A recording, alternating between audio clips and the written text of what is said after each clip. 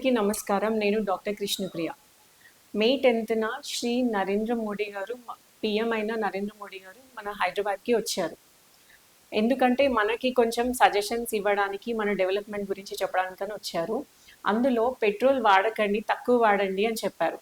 అది పెట్రోల్ వాడద్దు అని కాదు, మన ఇండియా డెవలప్మెంట్ గురించి చెప్పడానికి వచ్చారు. అండ్ గోల్డ్ కొనొద్దు అన్నారు. దాని వెనుక చాలా పెద్ద వార్నింగ్స్ సజెషన్స్ కూడా ఉన్నాయి. ఏంటంటే మనకి డెవలప్ అవ్వాలి, ఇండియా డెవలప్ అవ్వాలి. డెవలప్ అవ్వడానికి ఏం చేయాలి? మనము పక్క వాళ్ళపైన డిపెండ్ అవ్వడం తగ్గించాలి. ఎప్పుడైనా మన ఓన్ డెవలప్మెంట్ అవ్వాలంటే మన ఓన్గానే చేయాలి. ఏదైనా ఒకరి మీద డిపెండ్ అవ్వడం తగ్గించాలి. సో మొన్న వారైనప్పటి నుంచి మోడీ గారికి ఒకటి అర్థమైంది ఏంటంటే, మన కంట్రీ వేరే కంట్రీస్ మీద దేని మీద డిపెండ్ అవుతున్నాయి అనేది చూసుకున్నారు.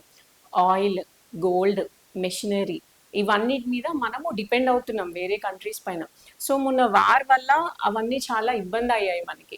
సో నెక్స్ట్ టైం మనము ఆ ప్రాబ్లమ్ని ఫేస్ చేయకుండా మన కోసమని, మన ఫ్యూచర్ డెవలప్మెంట్ కోసమని ఇవన్నీ చెప్తున్నారనమాట. సో ఫస్ట్ చైనా అనే కంట్రీ ఎలా డెవలప్ అయింది? మ్యానుఫ్యాక్చరింగ్ ఇంప్రూవ్ చేసుకుంది. సో దాన్ని బేస్ చేసుకొని మన ఇండియాని కూడా మ్యానుఫ్యాక్చరింగ్ అంటే గ్లోబల్గా మ్యానుఫ్యాక్చరింగ్ చేయాలి అనేది మోడీ గారి ఆశయం.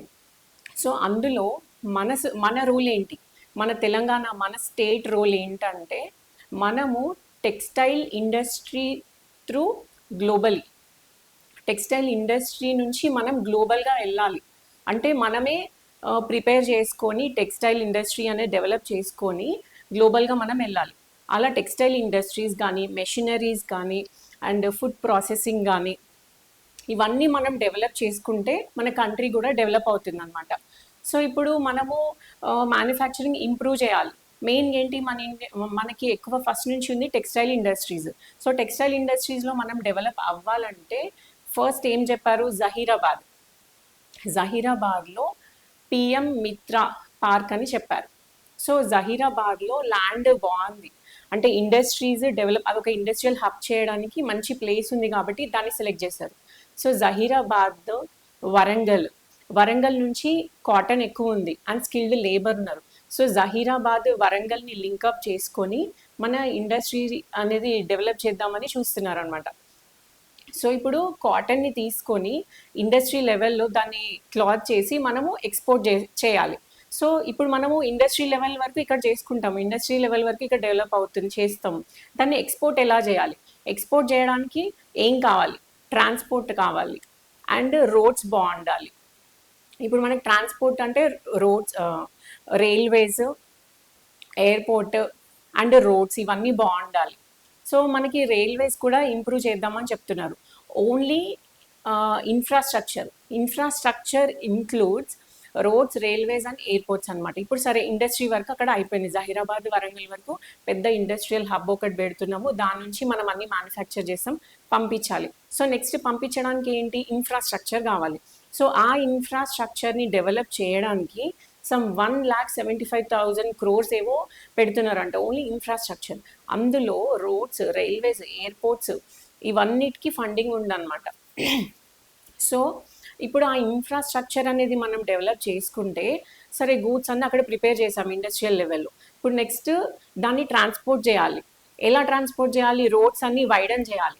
ఇప్పుడు తెలంగాణ టు కర్ణాటక హైవే అనేది వైడన్ చేస్తున్నారు, ఎందుకంటే ఈజీ ట్రాన్స్పోర్ట్ కోసం అని.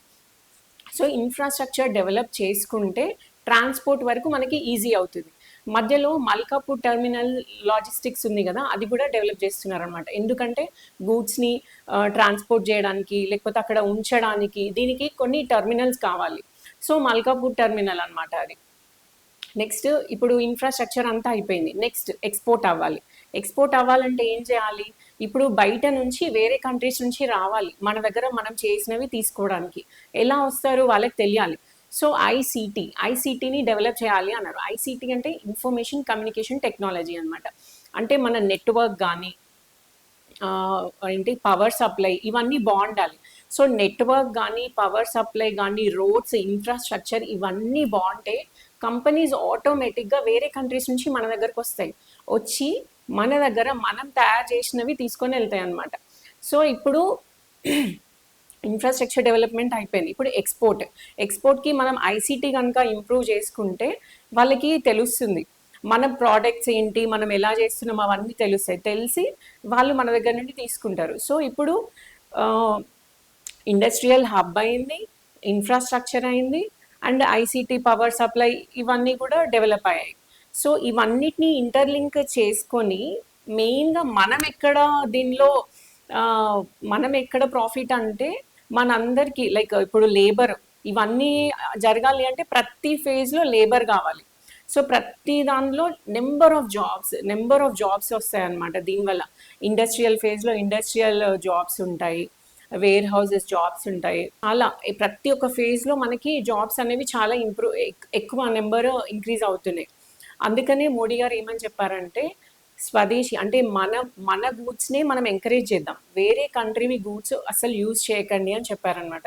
సో మన కంట్రీ మనం సెల్ఫ్గా డెవలప్ చేసుకుందాము అని అంటున్నారు.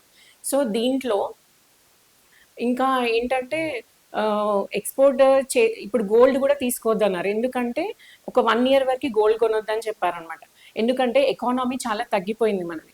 సో అది ఇంకా కిందికి వెళ్ళకుండా ఉండాలంటే మనము కంట్రోల్ చేసుకోవాలి. సో 1 year వరకు ఏ ఫంక్షన్ ఉన్నా ఏదున్నా గోల్డ్ అనేది కొనకండి అని చెప్పారు. ఫర్టిలైజర్స్ వాడొద్దు అని చెప్తున్నారు ఫార్మర్స్కి. ఎందుకంటే ఆ సబ్సిడీస్ అవన్నీ ఉన్నాయి కదా, వాళ్ళకి గవర్నమెంట్కి ఇష్యూ అవుతుంది ఎకానమీలో. సో అందుకే న్యాచురల్గా ఆర్గానిక్ గ్రోయింగ్ అనేది డెవలప్ చేసుకుందాము అని అంటున్నారు. సో ఆయన చెప్పిన దానిలో ఇవన్నీ లింకప్ అయి ఉన్నాయన్నమాట. మనము హైదరాబాద్, మన తెలంగాణ అనేది పెద్ద టెక్స్టైల్ ఇండస్ట్రియల్ హబ్ కాబోతుంది ఫ్యూచర్లో. అది మనకి సింపుల్గా ఒక బ్లూ ప్రింట్ చూపించారు మోడీ గారు. అది అర్థం చేసుకున్న వాళ్ళకి ఆయన చెప్పినవి ఫాలో అవుదాము. మనము ఫ్యూయల్ అనేది ఎనర్జీ అనేది సెక్యూర్ చేద్దాం. అంటే ఇప్పుడు ఎల్పిజి ఇవి కాకుండా న్యాచురల్గా సిఎన్జి ఉంది, అది యూజ్ చేసుకుందాం. ట్రాన్స్పోర్ట్ లోకల్వి యూజ్ చేసుకుందాము. అండ్ గోల్డ్ ఎవరు తీసుకోకండి, వర్క్ ఫ్రమ్ హోమ్ చేయమని చెప్పారు.